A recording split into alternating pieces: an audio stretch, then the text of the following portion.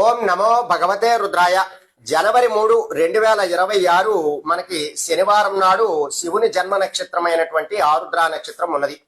ధనుర్మాసంలో వచ్చినటువంటి ఆరుద్ర నక్షత్రాన్నే మనం శివ ముక్కోటిగా పిలుస్తూ ఉంటాం. దీనినే ఆరుద్రోత్సవం అని కూడా పిలుస్తూ ఉంటారు. అయితే ప్రధానముగా జన్మలగ్న జాతక రీత్యా గోచార రీత్యా ఎవరైతే శనిగ్రహ బాధలతో ఇబ్బంది పడుతున్నారో వారు ఇప్పుడు నేను చెప్పబోయేటటువంటి ఈ పరిహారాన్ని శివ ముక్కోటి రోజు లేదా ఆరుద్రోత్సవం నాడు గనక ఈ పరిహారం ఆచరించినట్లయితే మీకున్నటువంటి శని బాధలన్నీ కూడా తొలగిపోతాయి. అలాగే మీ పనులలో ఏవైనా ఆటంకాలు ఉన్నా సరే ఆ పనులలో ఉన్నటువంటి ఆటంకాలన్నీ కూడా తొలగిపోయి ఆ పనులన్నీ కూడా విజయవంతమయ్యేటటువంటి అవకాశాలు ఎక్కువగా ఉంటాయి.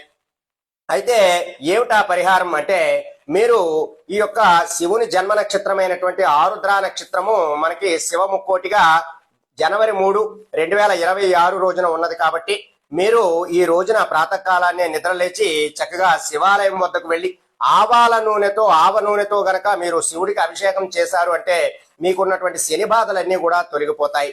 మొత్తం 12 రాసుల వారు అంటే 12 రాసుల వారు కూడా ఈ పరిహారం చేసుకోవాలి. చేసుకున్నట్లయితే శని యొక్క బాధలన్నీ కూడా తొలగిపోతాయి. అలాగే అష్టమ శని, అర్ధాష్టమ శని, ఏలినాటి శని, శని బాధలతో ఇబ్బంది పడుతున్న వారు ఈ పరిహారం ఖచ్చితంగా ఆచరించండి.